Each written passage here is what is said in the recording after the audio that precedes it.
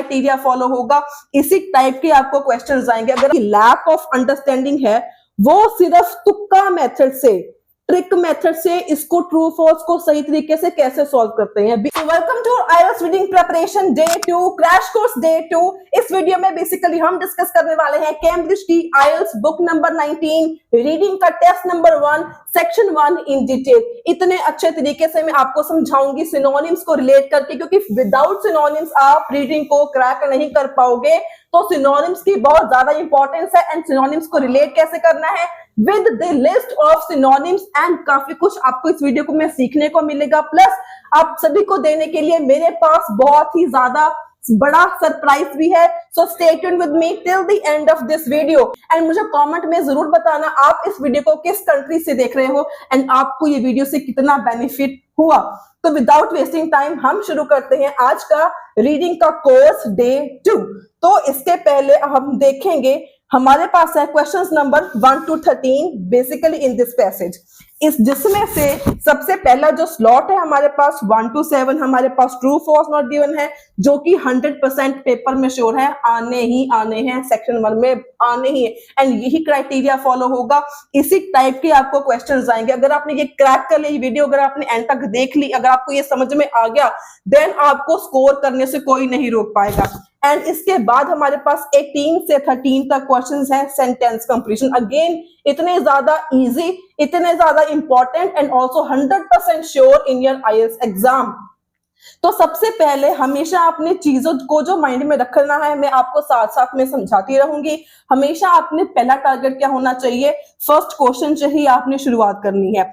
कई स्टूडेंट्स क्या करते हैं कि सेंटेंस कंप्लीशंस मैम ज्यादा इजी होते हैं तो हम सेंटेंस कंप्लीशंस को पहले कर लेते हैं। बट अगर मेरी मान के चलो, मुझे काफी इयर्स का एक्सपीरियंस है पढ़ाने का, तो हमेशा फर्स्ट नंबर क्वेश्चन से ही आपने शुरू करना है।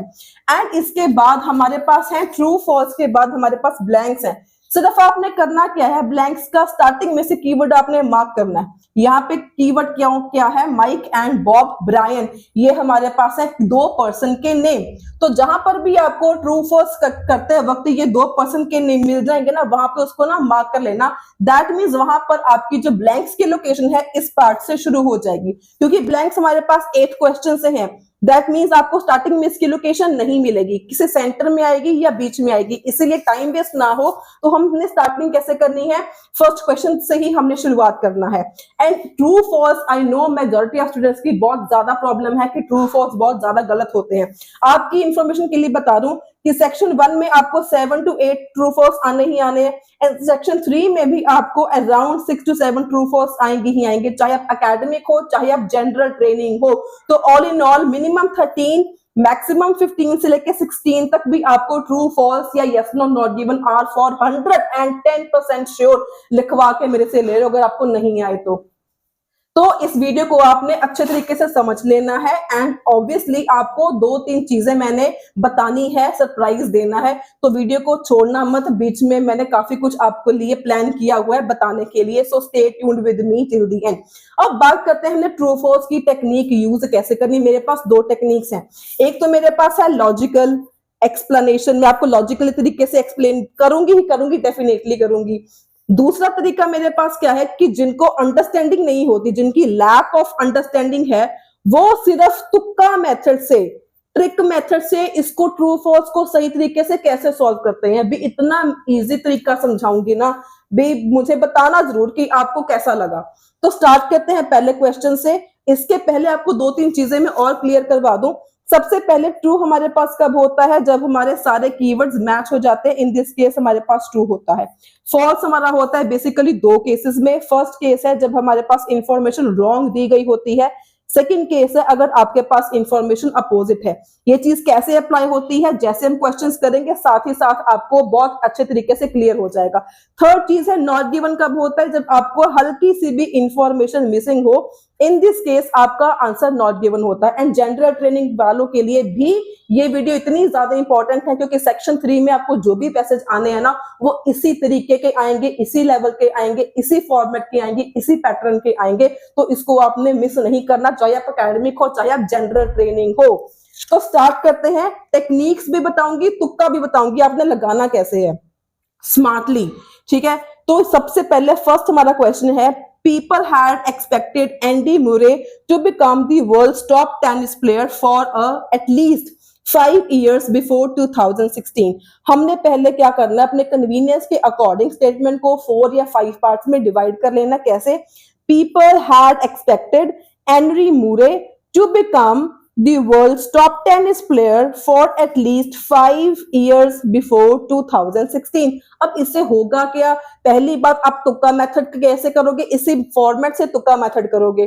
अगर आपने लॉजिकली भी करना है तब भी आपका यही मेथड यूज होगा. तीसरी बात, इससे आपको अंडरस्टैंडिंग 100% सही हो जाएगी. कैसे? लोगों ने ये एक्सपेक्ट किया था, एक्सपेक्ट का मतलब है ये उम्मीद लगाई थी, जो एंड्री म्यूरे है, किसी का प्लेयर का नाम है, to become the world's top tennis player for at least 5 years before 2016.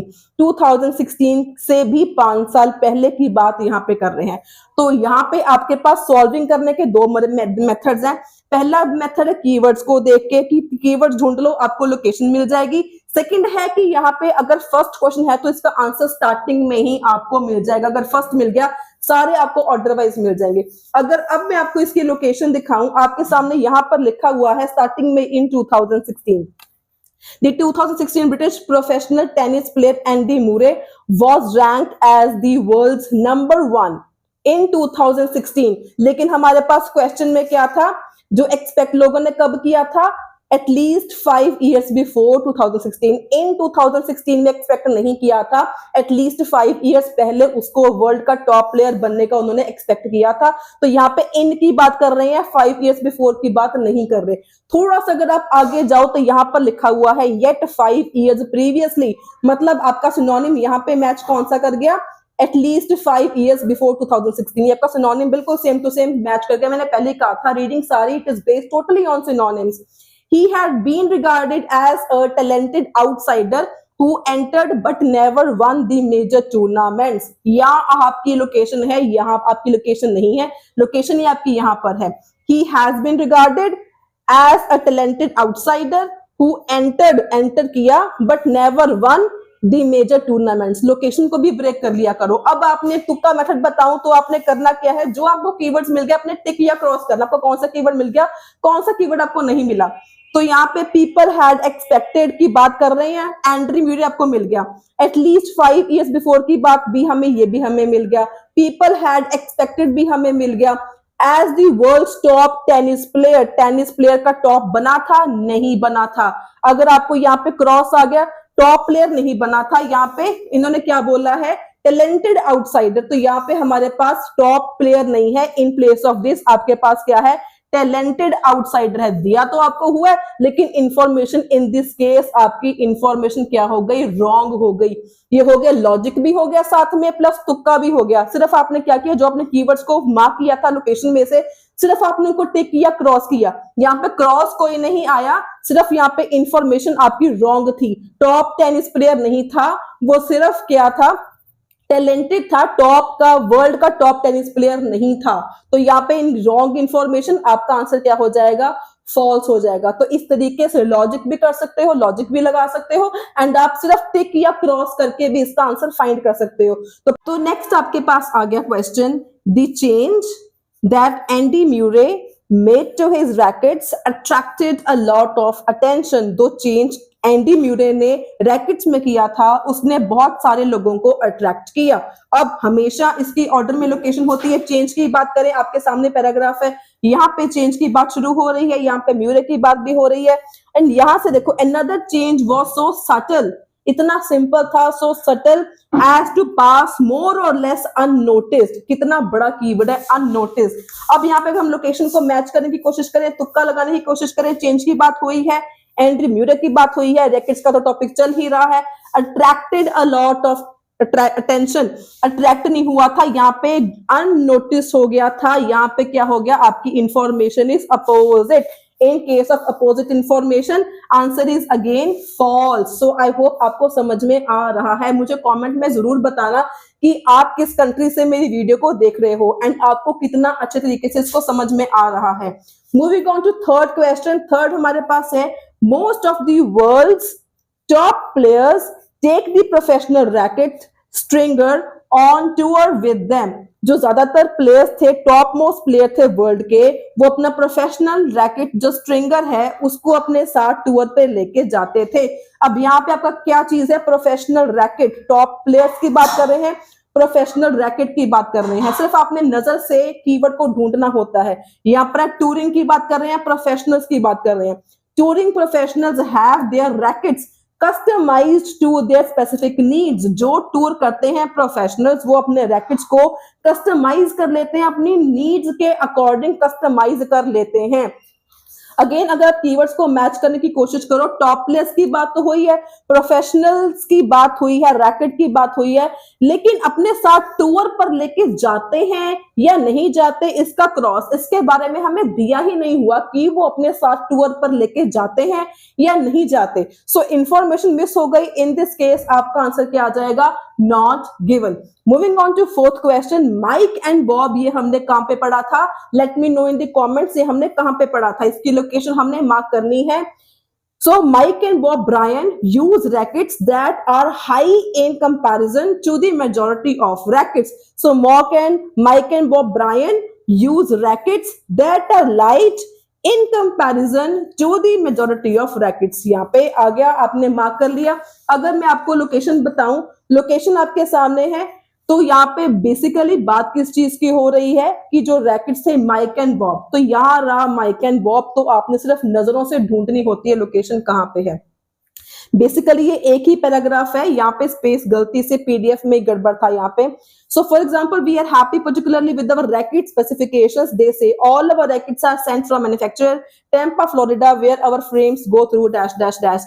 उसके आगे उन्होंने ये लिखा हुआ है, the rackets they use now weigh more than the average model and also have denser string pattern। यहाँ पे आ गया weigh more। अगर आप क्वेश्चन में जाओ, माइक एंड बॉब मिल गया आपको, मिल गया, रैकेट्स यूज करते थे, मिल गया आपको, मिल गया। आर लाइट था, नहीं, वे मोर था, यहाँ पे लिखा हुआ, दे वे मोर था। सो इंफॉर्मेशन आपकी क्या हो गई यहाँ पे, opposite. In case of opposite information answer is false. Moving on to next question, Werner Fischer. जहां पर भी नेम आ जाए या ईयर आ जाए या कोई नंबर आ जाए, इसको लोकेट करना बहुत ज्यादा इजी होता है। Werner Fischer played with the spaghetti strung racket that he designed himself। तो वर्नर फिशर की बात कर रहे हैं, स्पैगेटी ट्रंक की बात कर रहे हैं, जो उसने खुद से डिजाइन किया था। तो सिंपली देखो, हम अंडरस्टैंडिंग तो कर ही नहीं रहे हैं, सिर्फ हमने क्या किया है, कीवर्ड्स को मार्क करके हमने उसके बेसिस पे ही आंसर गैस करने हैं, कितने इजी तरीके से। अब यहाँ पे आ गया, Werner Fischer started playing with the so called spaghetti string racket. ठीक है, इसके बाद it created a string dash dash dash की बात हो रही है, लेकिन यहाँ पे और कुछ बात नहीं हो रही कि उसने खुद से डिजाइन किया था कि नहीं किया था। अगर आप यहाँ पे क्वेश्चन देखो, कीवर्ड्स मैच करो, तो वर्नर फिशर दिया हुआ है, स्पैगेटी स्ट्रंग रैकेट्स आपको दिया गया है, दैट ही डिजाइन्ड हिमसेल्फ, उसने खुद से डिजाइन किया था या नहीं किया था, डिजाइनिंग की बात ही नहीं हुई है। सो इसका ये क्रॉस आ गया, तो इसका आंसर नॉट गिवन आ गया। मतलब आपको अगर हल्की सी इंफॉर्मेशन मिसिंग है, इन दिस केस आपका आंसर क्या हो जाएगा, not given. Moving on to sixth question, the weather can affect how professional players adjust their strings on their rackets। weather की बात कर रहे हैं, प्रोफेशनल प्लेयर्स की बात कर रहे हैं, एडजस्ट करने की बात कर रहे हैं, स्ट्रिंग्स को जो उनके रैकेट्स के ऊपर होती हैं वो चेंज करते हैं depending on the weather. Again आपके सामने लोकेशन है, तो वेदर की बात, अब मैंने पहले ही बोला, आपको कुछ भी यहाँ पे सेम टू सेम नहीं मिलता, आपको सारे कीवर्ड्स मिलते हैं, सारे के सारे आपको सिनोनिम्स मिलते हैं। यहाँ पे चेंज का मतलब क्या हो गया, मॉडिफिकेशन की आपको यहाँ पे बात कर रहे हैं। They will continuously change it depending on various factors including court surface, climatic condition का मतलब क्या हो गया, वेदर हो गया, एंड डैश डैश डैश। अब लोकेशन आपके सामने है, क्वेश्चन भी आपने रीड कर लिया, क्वेश्चन भी आपके सामने है, तो इसका आंसर आपने बताना है कमेंट सेक्शन में, इसका आंसर ट्रू होगा, फॉल्स होगा, या इसका आंसर नॉट गिवन होगा। सो मूविंग आ गया हमारे पास सेंटेंस कंप्लीशन। इंस्ट्रक्शंस रीड करें, यहाँ पर है वन वर्ड ओनली, मतलब आपके जो आंसर्स हैं सिर्फ एक वर्ड के होंगे। इसके पहले शुरुआत करें, आपको यहाँ पे बताना चाहूंगी कि अगर स्टिल आपको ये समझ में नहीं आता या आपको क्लैरिटी नहीं होती, तो वीडियो के डिस्क्रिप्शन में हर एक क्वेश्चन की, सेक्शन 1 के क्वेश्चन की डिटेल में एक्सप्लेनेशन दी गई है, प्लस इसके साथ कीवर्ड्स भी मार्क करे हुए हैं, प्लस इसके साथ सिनोनिम्स भी मैंने लिख के आपको रखे हुए हैं। इन the description of this video. तो वीडियो को साथ साथ देखो, अभी डिस्क्रिप्शन को ओपन कर लेना। डिस्क्रिप्शन को जब आप ओपन करोगे उसमें डिटेल मैंने एक्सप्लेन करके रखा हुआ है। मैंने आपको स्टार्टिंग में कहा था कि माइक एंड बॉब ब्रायन की बात कर रहे हैं, जहां पर भी आपको मिल गया वहां पर आपने उसको मार्क कर लेना है। एंड मार्क हमने ये कर लिया था, लोकेशन हमें पता है, तो टाइम वेस्ट बिल्कुल भी नहीं होगा हमारा यहाँ पे। So Mike and Bob Bryan made changes to the types of dash used on their racket frames। अब सेंटेंस कंप्लीशन के लिए आपको कीवर्ड पता लग गया।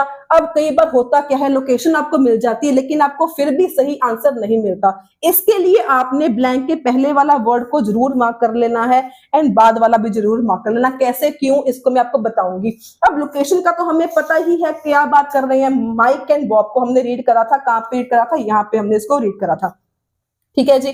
सो माइक एंड बॉब के बारे में यहाँ पे बात हुई थी। लोकेशन देखो बिल्कुल आपके सामने है। They explain how they have adjusted, हर एक चीज को मार्क करना मैं बताऊंगी। Have adjusted not only racket length but even experimented with different kinds of paint. यहाँ पे क्या दिया है, डिफरेंट काइंड्स ऑफ, लेकिन आपके पास क्वेश्चन में क्या था, दी टाइप्स ऑफ चेंजेस, मतलब एडजस्ट हमने मार्क किया था, टाइप्स ऑफ का मतलब काइंड्स ऑफ। तो काइंड्स ऑफ के बाद हमने क्या पढ़ा था, काइंड्स ऑफ पेंट। तो इसका आंसर आपके पास क्या आ जाएगा, पेंट।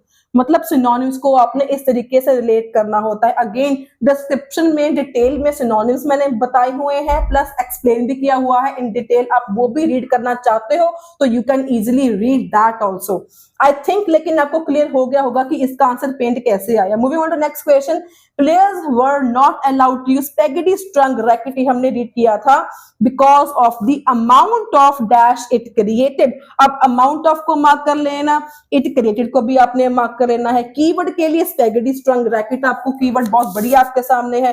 तो अगर आप लोकेशन पे जाओ, हमने यहाँ पे रीड किया था स्पेगेटी स्ट्रंग रैकेट। ठीक है जी।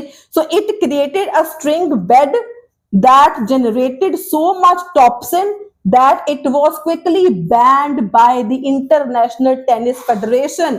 तो यहाँ पे क्या था, were not allowed का सिनोनिम क्या आपके पास आ गया, बैन आ गया। क्रिएटेड का क्या था, इट जनरेटेड आ गया। अमाउंट ऑफ का आपके पास क्या था, so much। तो सो मच मैं आपको शो भी कर देती हूँ, यहाँ पे लिखा हुआ है सो मच। इट जनरेटेड मतलब क्रिएटेड, सो मच का मतलब क्या आ गया, यहाँ पे आपके सामने क्या था, अमाउंट ऑफ, मतलब सो मच टॉक्सिन।